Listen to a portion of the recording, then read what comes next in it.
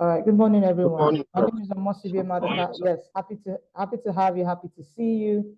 Welcome and thank you for signing up and thank you for joining. We will be spending the next 45 minutes or so together, just talking health development and public health issues.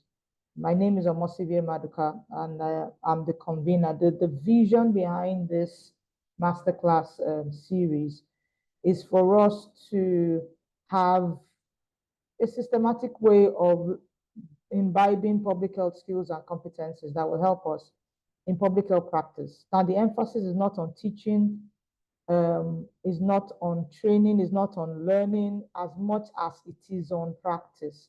We want you to be able to go away with certain things that you can do better that will help your public health practice. I firmly believe that public health practitioners, public health physicians should be in the field practicing their skill and practicing their craft, and not just in the teaching hospitals or in institutions of training. We should also have impact in the field.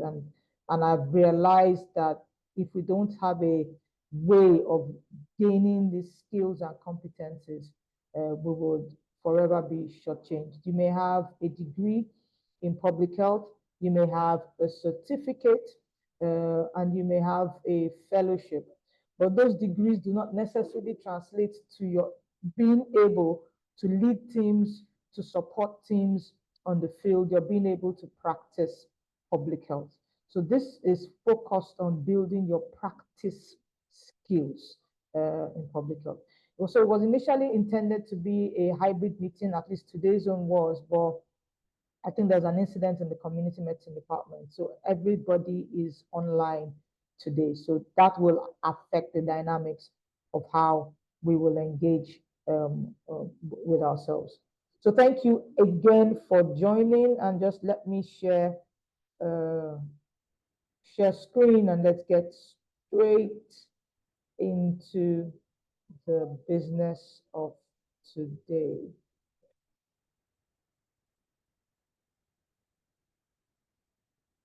You would pardon me because I would be putting a mute on everyone so that we do not get unintended interruptions, and then we would open up again when we get into a Q&A session.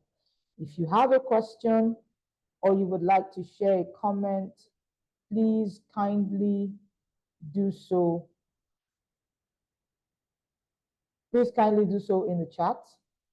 We will also provide opportunity for a brief Q&A session as we bring today's meeting to a close.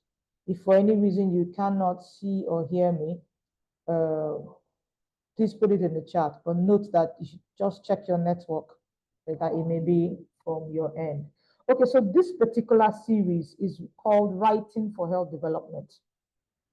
It's called Writing for Health. So we will take a different topics under this series. And when this series is done, we will take another series. So the idea is to sort of like build and be systematic about the way we will pass across and share information. And of course, after each session, I will be sending this out for those who were present in the sessions. Only to those who were present in the sessions. I'll be sending out this and any other additional material that I think will necessitate or facilitate your learning and competence building. So the series is Writing for Health Development. And the goal of this series is to facilitate your skills for communication in health development through writing. You know, communication is in two different ways, basically. You have verbal communication, which involves you speaking and talking to a public audience, to a crowd, to a single person. It can be interpersonal, it can be group communication, whatever it is. There's also written communication where you will need to articulate your thoughts, your ideas, your concepts, and in some sort of way for somebody else or for some other people to read, understand, digest, and hopefully take action. So we're going to be looking at, in this session, mastering narrative, analytical, and reflective writing for health development. Mastering narrative, analytical, and reflective writing for health development. Now, I'm very sure that virtually everybody on this engagement knows the definition of public health. So the Winslow definition, interestingly, we were in exams for medical students a couple of days ago. I think it was last week, Monday. And we're asking definition of public health, and some people didn't know. And for me, it is really sad if we're training people in public health and the basics, they don't really know what public health is. So I brought up this definition for you to realize how this ties in so much with written communication and how written communication supports this definition. It is the science and art. This is the classical Winslow definition. The science and art of preventing disease, prolonging life, and promoting health. Preventing disease, prolonging life, and promoting health through organized community efforts. So, but what I want to bring to your attention is that public health is both a science and an art.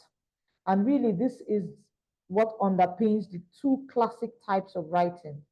You have the writing that is scientific in nature, we call it technical writing, and you have writing that is more like artistic, we call that narrative or literary writing. So we'll be talking a little bit more about that and what skills, what competencies, what types of writing come under each of these categories. So we're talking about writing for health development. So health development is therefore any coordinated effort that is carried out, activities, coordinated efforts that are carried out to achieve the goal of public health, which is prevent disease, prolong life, and promote health. This is the goal of public health: prevent disease, prolong life, and promote health. And so whatever activity is carried out, it needs to be organized, not haphazard. You just happen to give a health talk. That's not health development. Health development is organized, it is strategic, it is often planned and executed. Any sort of those sort of activities that help achieve the goal of public health comes under health development. Another word for health development is public health efforts, public health efforts. And so it's very clear that an essential skill for health development is communication. And I've said communication is verbal and it is also written. So we're focusing on written communication. And our objective for today is to expose you to the types and styles of communication, the type and styles of written communication, type, styles, and skills, I may add, for written communication in health development. So why is this important? Why do we need this? Many of us struggle with writing, many of us. And it hits you that you struggle with writing from maybe if you are a resident doctor, your part one exams, or if you are a master's student, or you did a master's, or are doing a PhD, and you have to write a seminar paper, or you have to write a dissertation or a thesis, or you have to write an essay on a topic, you just realize that this writing stuff is kind of hard. But a lot of the stress and challenge with writing is what to write and how to write. What to write is, what am I supposed to be communicating? Do I have the knowledge to communicate something? So what am I writing about? But even a bigger problem is how. How do I craft words? How do I structure? How do I organize to be able to communicate in a way that meets the objective of the writing? There are different types of writing, and those different types of writing are to meet different objectives. So what are the types of writing in health development? And I just try to think through this and come up with, if you want to, you can split it into two very broad categories, two very broad subheadings. So if I were to do a diagram, you will have narrative writing on one end and you will have technical writing on the other hand. And both of them are important because remember, we also define public health as the science and the art. So narrative writing follows an art more than a science, while technical writing follows the science more than the art.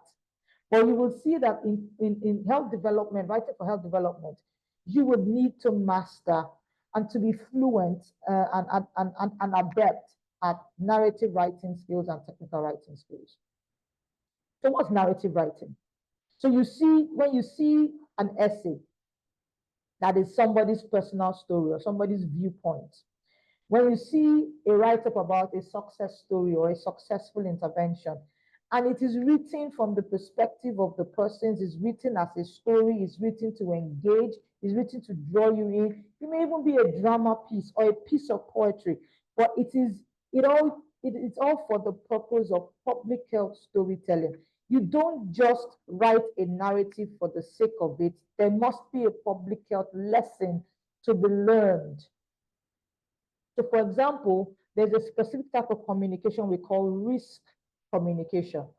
And I learned risk communication when I was volunteering to support the River State Emergency Operations, Public Health Emergency Operations Center when we had the Ebola outbreak. Is it 2014 or 2016? I think it's 2014. When we had the Ebola outbreak, EBD.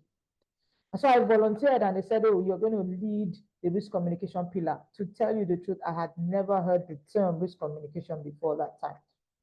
But a couple of people came from WHO and sat with us and trained us, and we learned that risk communication is a way of engaging the population, the public, to accurately understand the risks of exposure to a particular outbreak, infectious disease, public health condition, and what their response to help so that they can internalize the information and take an adequate and appropriate response to it.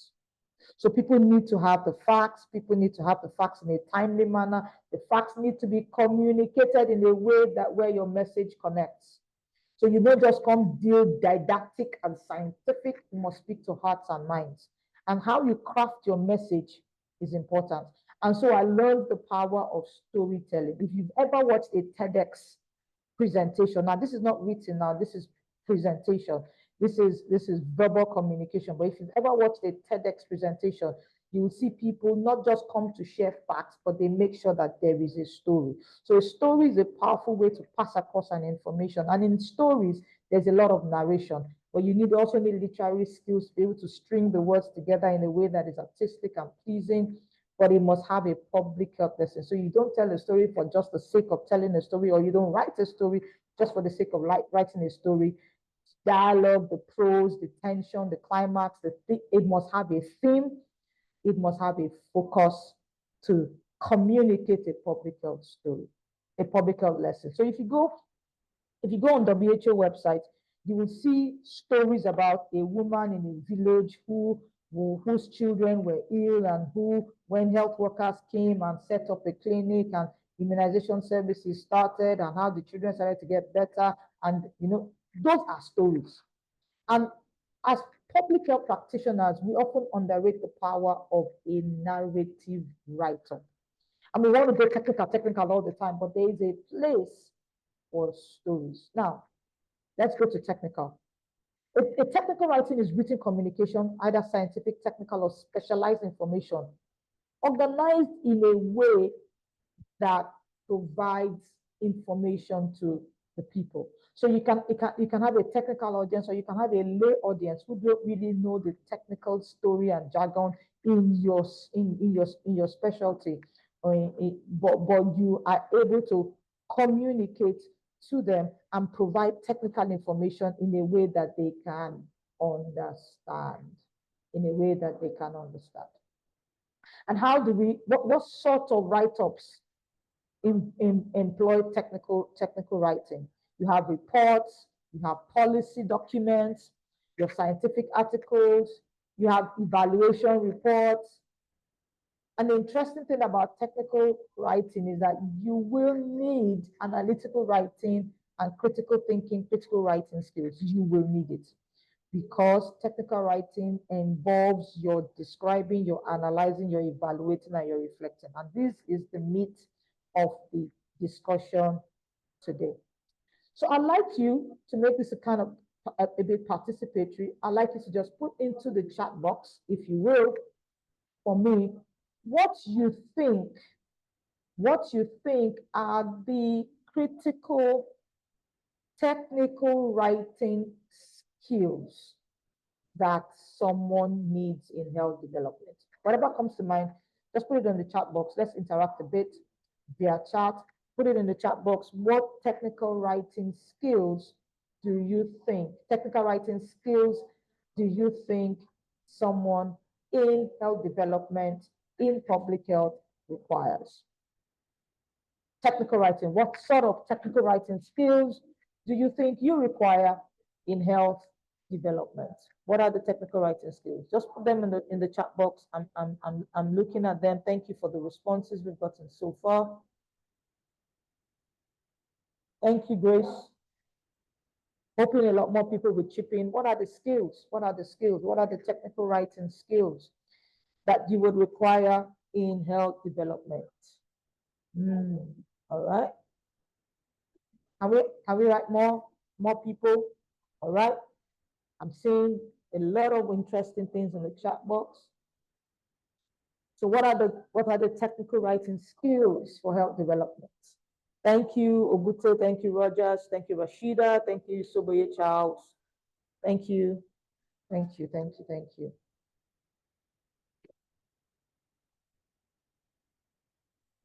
We'll take a few more, and I'm seeing, yeah. Okay. Fantastic. All right. Thank you very much. So let's go to some of those skills. But before we go to the skills that you will need, which is what we will concentrate on a bit, I'd like us to look at writing styles. I alluded to this, but let me flesh it out a bit. So there are two broad types of write-ups that are useful in health development, and they're equally useful. There are two broad styles of writing.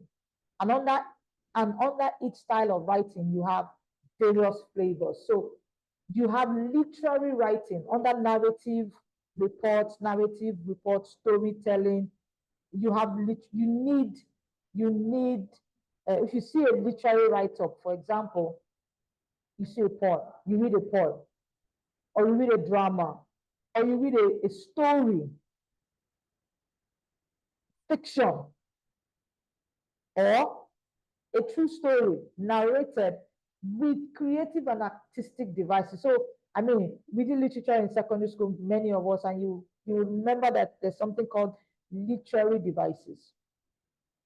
So, use of simile, hyperbole, use of metaphor, alliteration, assonance, use of verse and lyrics, use of character, plot, themes, depending on whether it's a story, is a play, so that how you build a story and the creative way you tell a story. It might be a completely fictional story, it might be a true story, but you're using it to communicate your point of view, how you see the world, what you think, what your concepts are. Okay, apologies. I went online for a few seconds. I'll just share again. Confirm in the chat box, please, that you can hear me.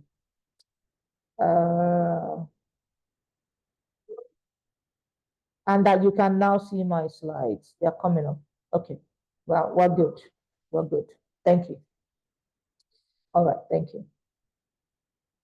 Okay. So, fantastic. Thank you so much, everyone. Okay, so let's go to narrative writing. So literary writing, it is using literary devices and artistic skill to be able to share a story and pass across your viewpoint. And we have said that it should pass a public health lesson across. Narrative writing, it is a narration. You are telling what happened. You are telling what happened. You are recounting events. Or you are telling a story using plots. It can be an eyewitness report. It can be a personal story. When you went for an outreach, what happened? When you had a meeting, what happened? When you had a meeting, what happened? When you had you were secretary and you had to take minutes of meeting. So the meeting started at 9 a.m. and then this person said opening prayer, and then this other person came and said this, another person now said this, that it wasn't agreeing with what the other person said. This narration, it's a form of storytelling, but it's specifically trying to report an event, but it's narration. Then there is descriptive writing. And of course, in line with descriptive epidemiology, descriptive writing basically asks questions or answers questions in a write-up about what, who, where, when. So what is going on, and then time, person, and place characteristics. Very simple. So you describe, and then there's also the description. In narrative writing, we use more of adjectives. So you try to qualify. So if somebody has a powerful narrative and descriptive ability, when they're telling you about their day, how they woke up, it will tell you about how the rays of the sun was shining through the window, and those rays came upon and reflected on my face, and I woke up and I felt and tasted, I smelt the air. It just, all that adjectives is just to make you feel as though you are there. That's all good in narration. And then there is less of the description of who did what, where did happen, and all that description is more suited for technical writing. So you see that between narrative writing and technical writing, there is an overlap. And what is that overlap? By the time you get to technical writing, you need to consider descriptive, analytical. In fact, let's add evaluation to this, and then reflective.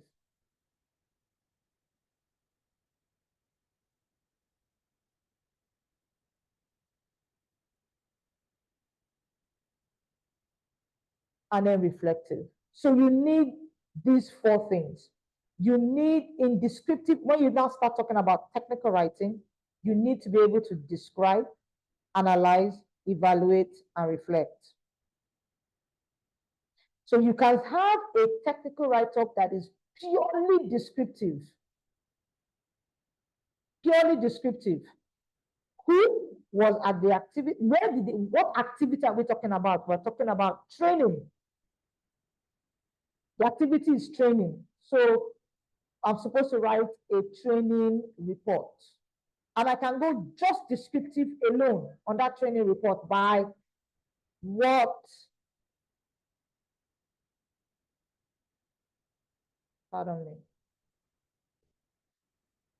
I say what? Okay, so this is a training for primary healthcare workers on maternal, neonatal, and child health service delivery.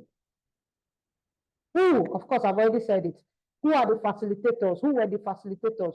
Who are the health workers that benefited? So when did the training happen? You put a date. Where did the training happen? You put a time. What was the training content? So you talk about the module, and then you put the timetable. And from this time to this time, this person discussed that to that, and for that, and you have given a technical write-up that is merely descriptive. Now you can go a step further and give a technical write-up that has some description inside, or that is just completely analytical. And we will talk about analytical. And this is the sort of skill that public health practitioners, public health physicians, health development practitioners need to build. Analytical. And I've realized that analytical, evaluative, and reflective.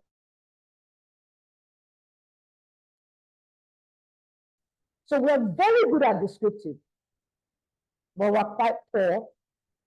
We're quite poor at critical thinking and analytical writing. So I want to get into that. So just know that your write-up can be descriptive, it can be analytical, it can be evaluative, it can be reflective if you're doing a technical writing. So let's look at the skills, technical writing skills. Of course, skills go in line with what those technical writing flavors are. So for example, description. It is a skill to know how to describe, especially if in a technical write-up where you need to describe in terms of what, who, when, where. Your ability to describe marks you out from people who will just narrate and recount and tell the story. It means that you have synthesized the information and the activities in such a way that you can now produce it in a way that is in groups and categories that people can get some more insight.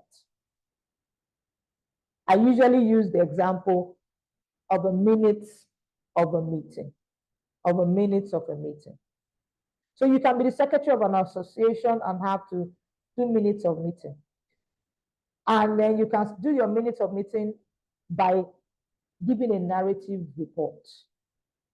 The meeting was held at so. That's some description in it. So you see that even in narrative reports, some description is necessary. It was called to order at XYZ time by XYZ person who gave the opening prayer. The president shared the opening remarks, or the HOD shared the opening remarks. This department, head of this department reported and spoke and said this, and you virtually repeat almost verbatim, or you do a summary of what the person said. That's narrative. In descriptive, we will not really be so interested in you repeating verbatim only what the person said. We would like you to synthesize the information by telling us where the meeting held, when the meeting held, who was in the meeting, what was discussed, by saying the following topics, the following issues were addressed, and the following decisions were reached, and the following persons were responsible for further action. That starts to show that you are able to go beyond narrative and start to apply some critical reasoning skills in the ladder of technical writing. Now, if you're talking about analytical, you need analytical skills. You need to be able to question. So analytical skills are questioning skills that ask how and why. You always, if you have analytical skills, you always want to know how and why. So for example, that same meeting that you are trying to write a report on, what was the objective of the meeting? There must always be a why. What was the purpose of the meeting? Because if you do not state the purpose in your report, you cannot come and tell us whether that purpose was achieved or not. So one thing you're always thinking about if you're analytical, you're thinking analytically is thinking, what was the purpose? Why? Why was this meeting called? What was this activity supposed to achieve? What is the focus of this policy or this guideline? And it must be articulated. Who is it designed to be? What was the methodology? So analytical thinking always thinks purpose, objective, and methodology. How was this done? How was this done? What approach was done? Was it a meeting of the entire department as in a congregation? Was it a meeting of the heads of the department? So it was a leadership style meeting. Was the meeting a participatory meeting, or was it a didactic sort of event? How? Was the training the training activity that happened for the health workers? What was the way? How was the information passed across? Was it presentations all the time? Were they group activities? Was it participatory? That is how to think analytically. And that helps you graduate to evaluation by answering the question, how well? How well what? How well were the objectives or the purpose achieved? When you're evaluating anything, whatever perspective you want to take, whether it's the perspective of the implementers or the perspective of the beneficiaries, you will always ask the question, how well? How well were objectives met? How well were processes followed? How satisfied are the beneficiaries? How well? Now, in reflective writing, you ask yourself the question, so what? And what now or what next? So what? What now or what next? What does that mean? Have you ever had to write a report where at the end of the report, or you had to write a paper, you had to write a dissertation, a thesis, and then there is a section called discussion,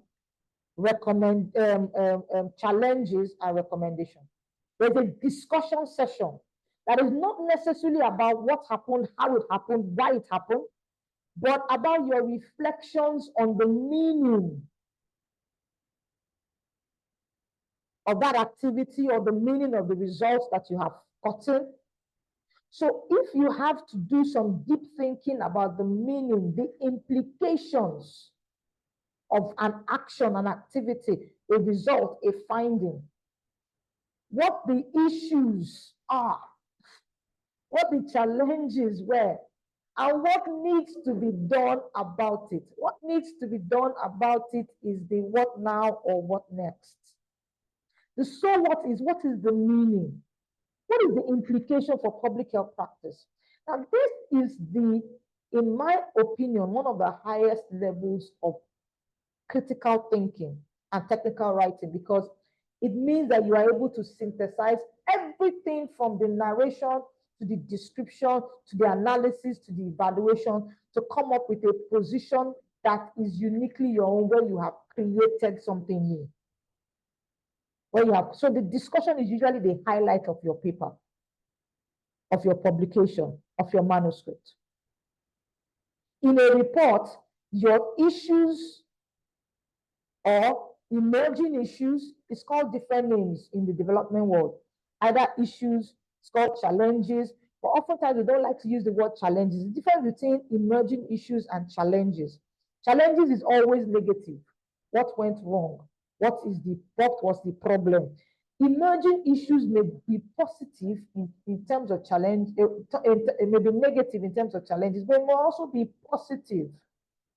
It may be something that went right that we need to take note of in order, something that went right that we need to take note of in order to apply it, in order to get the best of it, in order to maybe use it in the future, or in order to maybe write up about it. So that is reflective writing. I will open up for interaction and questions, but I just wanted to show us two diagrams. Two diagrams.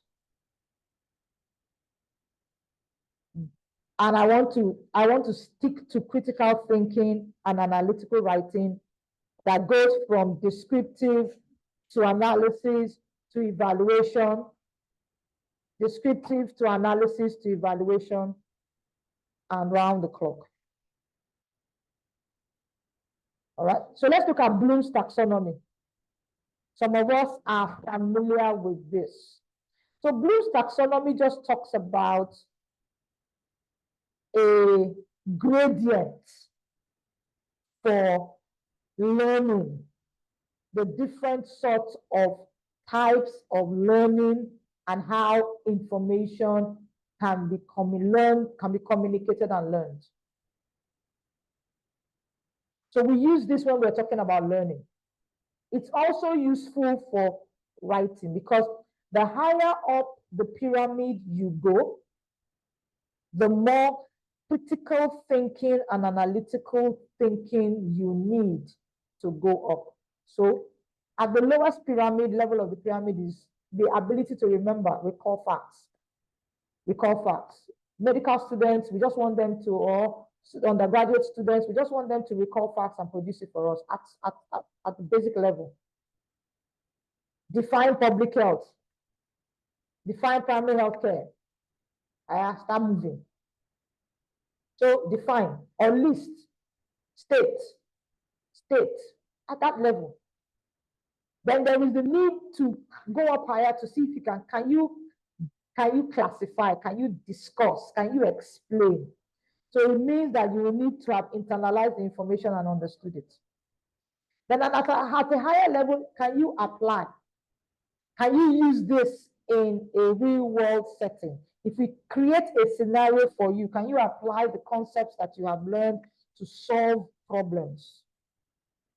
Are you able to, at a higher level, analyze? So you are able to describe, you are able to relate and compare, you are able to distinguish, you are able to test. At an evaluation, are you able to appraise? Are you able to make judgments? Are you able to critique?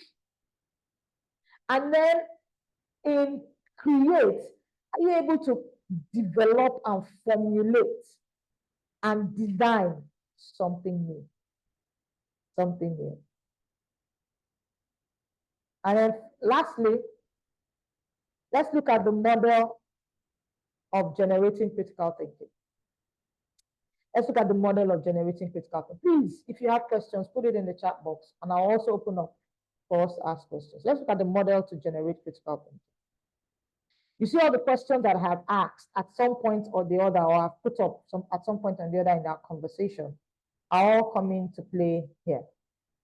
What, when, who, where, descriptive. Descriptive. And that is the lowest level. That's where you start. You must always describe. If you're doing analytical thinking or analytical writing, it starts with description. But it needs to move from description to analysis when you ask yourself how and why. And then it needs to move from analysis to evaluation when you ask yourself how well. And then from evaluation to reflection. So if I were drawing this today, and I think I will draw this, I would modify a bit and keep evaluation at how well, and then move reflection to so what and what next. And what next. So your ability to ask and answer these questions of all aspects of whatever it is you are writing. So this is applicable to all types and forms of writing. If you are writing, okay, so let's apply. I said we were going to do this. I'll stop sharing now.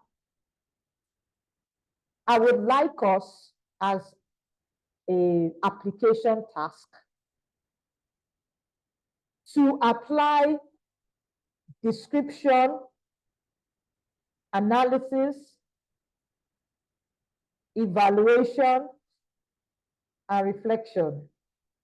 See if you can apply it to a manuscript. So you are writing, I think this is one type of writing that we are most familiar with. Apply it to the different parts of a manuscript. So for example, I'll give us an example. Background. What type of writing in the analytical writing, or in the technical writing pyramid, what type of writing is most suited for the background of your project work? For the background. So we're talking about applying technical writing, the aspects and the skills for technical writing, applying it to a research project. So please help me. What part is background? Yeah. And I have a few more responses, please. What sort of technical writing skill do you require to write a background? And you're correct, it's descriptive. It's major, even right up to your objectives, your background, your statement of problem, your justification, right up to your objectives. It's really, really descriptive in nature. Because we ask ourselves, what is the problem? Who is affected? Who does it? Who is involved in managing it? We ask ourselves, where does the problem occur? We ask ourselves, among whom does the problem occur? In trying to write up a background, you need your ability to describe. But we would like you to stay away from storytelling and narration, because a project report, a dissertation, a thesis is a scientific write-up, is a technical write-up. So your descriptors and your use of adjectives and your use of literary devices like hyperbole and simile are not needed there. So we usually tell people, stay away from journalistic writing. Can you please arrange and organize the facts in a way that will convince us when you're writing your background or your problem statement or your justification, and answer who, what, who, where, when. All right, let's try one more. What aspect of that project report is more in line with the skills for an analysis, to be able to analyze information and present in an analytical manner? Which parts? This should be quite easy. Which part of your work? Yeah. Yeah. Okay. All right. So I'm seeing a lot of different answers. Wow. Okay. Okay. So while I do not think that it is cast in rock, but to a great extent, your materials and method section, your methodology requires analytical thinking. Because that is where you tell us how you're going to do. It's where you tell us the method, the approach, how you're going to carry this out. So, or how you have carried it out if it's a report. You have set up objectives. You have set up objectives. How are you going to respond to those objectives? Your methodology will tell us. Your materials and method section will tell us. Your approach and methodology will tell us how you're going to respond to your objectives. Is it going to be what study design are you going to use? Who are you going to ask questions of? How are you going to present the information? All of those are analytical in nature. What about your results? What about your results? Methodology is not, Mustafa. It's not creative and narrative, because creative involves you're using art. So methodology, although going to collect information, you need to understand the art of communication, interacting with people. But in your writing it up, it's very technical, very, very technical. And so you need your analytical skills. All right. Where does evaluation come in? Where does evaluation come in your project report?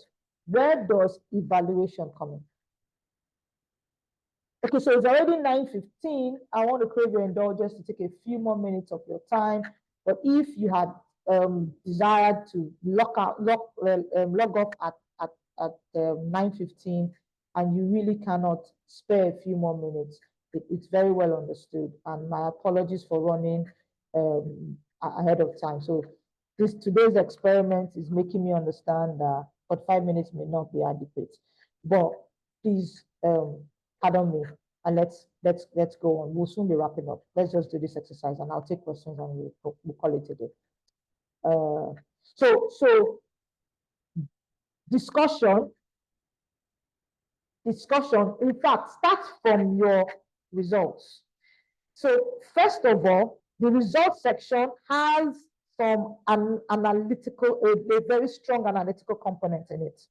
Your results section has a very strong analytical component, because analytical component helps you.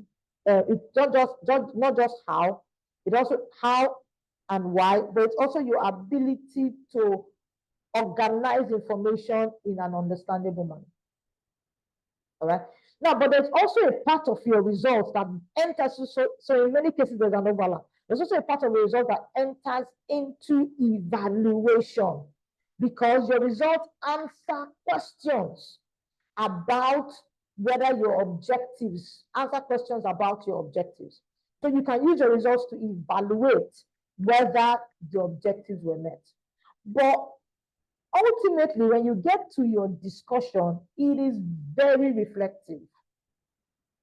Your discussion is very reflective. So what we are learning is that one style, one method, one skill can dovetail into the other, or there can be a mix in a particular type of write-up. But you should know how it shifts from descriptive and it makes the transition to reflective. Your discussion is majorly reflective because it means that you are able to go get everything you have described, everything you have analyzed, and everything you have evaluated, and put it all together and tell us what the meaning of it is. What the meaning of it is. All right, let me stop here. 2 minutes behind schedule. Apologies again. We can take a few questions if they are burning questions. I would enable us to unmute. And if you have a question that you must ask, please put your hand up to ask that question. If you want to type it in the chat box, please go ahead and type in the chat box.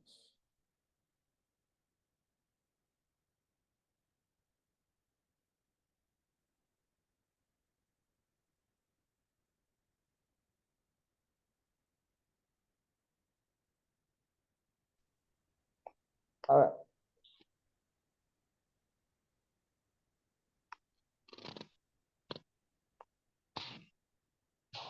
right. Okay, let me see, maybe from me. Danjuma, were you trying to speak?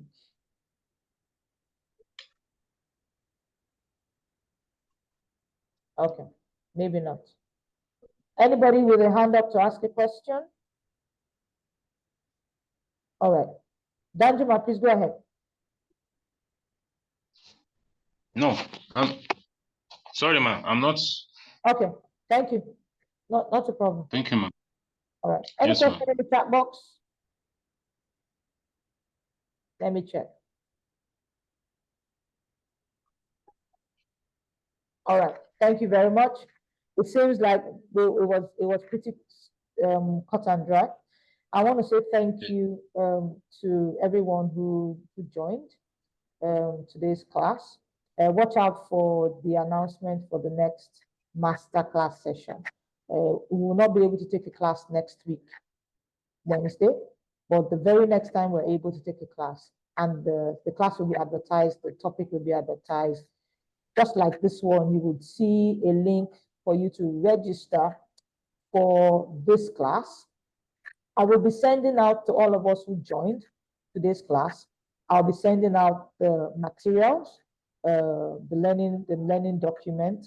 I'll also be sharing with you some sort of, I'll pick up another type of report and show how the different writing styles apply to it. Until we meet again, please keep practicing public health with excellence and keep practicing public health with passion. Thank you very much and have a great day, everyone. Bye-bye.